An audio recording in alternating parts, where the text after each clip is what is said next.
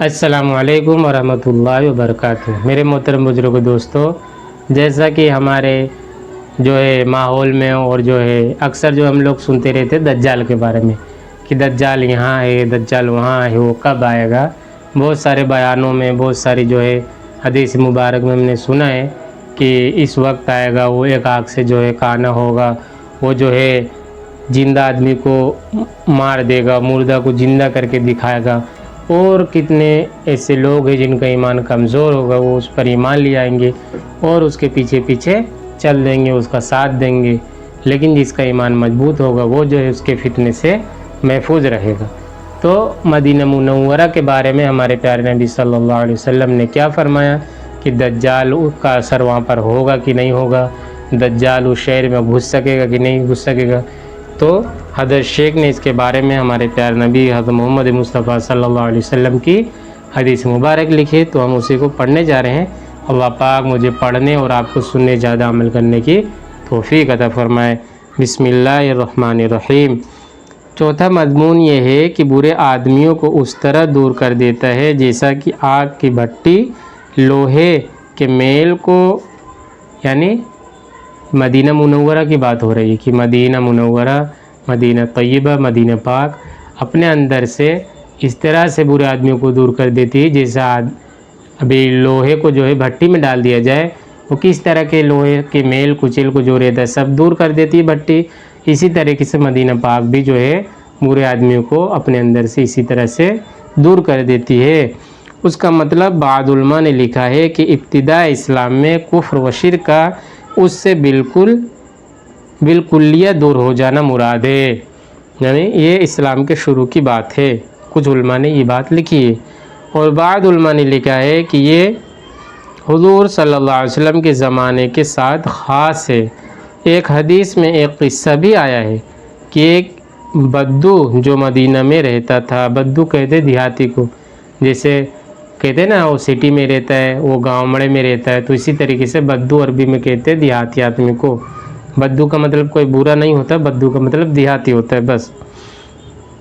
اس کو شدت سے بخار آیا، جس کی وجہ سے اس نے مدینہ میں رہنے سے گھبرا کر حضور صلی اللہ علیہ وسلم کی خدمت میں آ کر عرض کیا، یعنی آپ صلی اللہ علیہ وسلم کی خدمت میں آ کر عرض کیا، میرے بیت توڑ دیجئے، میں یہاں نہیں رہتا۔ حضور صلی اللہ علیہ وسلم نے بیت توڑنے سے انکار کیا، پھر وہ دوبارہ سے بارہ آ کر اصرار کیا، دوبارہ سے بارہ، 3 مرتبہ، 4 مرتبہ، اسی طریقے سے اصرار کرتا رہا، بار بار کہتا رہا۔ حضور اقدس صلی اللہ علیہ وسلم انکار فرماتے رہے کہ میں بیت نہیں توڑتا، مگر وہ نکل گیا، جس پر حضور صلی اللہ علیہ وسلم نے ارشاد فرمایا کہ مدینہ بھٹی کی طرح سے ہے، برے کو نکال دیتا ہے، اچھے کو خالص کرتا ہے، یعنی نکھارتا ہے۔ بعض علماء نے کہا ہے کہ آخر زمانے میں بھی یہی بات ہوگی، قیامت کے قریب والے زمانے میں، یعنی وہ دجال کے زمانے میں، یعنی دجال کے زمانے میں کہ مدینہ پاک سے برے آدمی نکل جائیں گے۔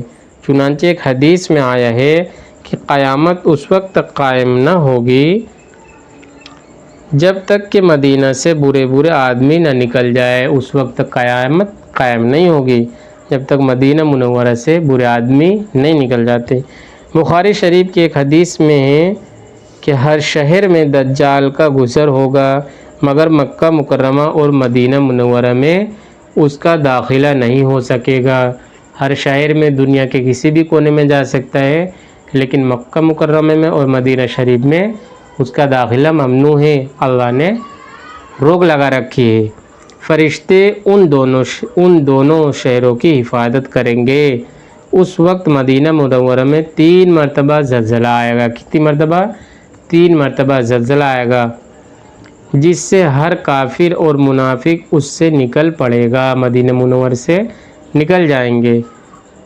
حافظ ابن حجر رحمۃ اللہ علیہ فرماتے ہیں کہ ہر وہ شخص مراد ہے جس کے ایمان میں خلوص نہ ہو۔ جس کے ایمان میں خلوص نہ ہو کا کیا مطلب ہے؟ جس کا ایمان خالص نہ ہو، جس کے دل میں ذرا بھی منافقت ہوگی، وہ بھی دجال کے فتنے میں آ جائے گا۔ اگر مدینہ منورہ میں ہے تو اس کو مدینہ منورہ سے اللہ پاک نکال دیں گے اسی طریقے سے۔ تو اللہ پاک ہم سب کی، ہر مسلمان کی ایمان کی حفاظت فرمائے، ہر مسلمان کی، ہر ایمان والے کی دجال کی فتنے سے محفوظ رکھے۔ اللہ پاک ہم سب کو ہمارے اور آپ کے تمام جہان کے پیارے نبی حضرت محمد مصطفیٰ صلی اللہ علیہ وسلم کی سنت مبارک پر عمل کرنے کی توفیق عطا فرمائے۔ سبحان اللہ بحمدہ، سبحانک اللہم وبحمدک، ونشہد ان لا الہ الا اللہ ونستغفرک ونتوب الیک۔ سبحان ربک رب العزۃ عما یصفون وسلام علی المرسلین والحمد للہ رب العالمین۔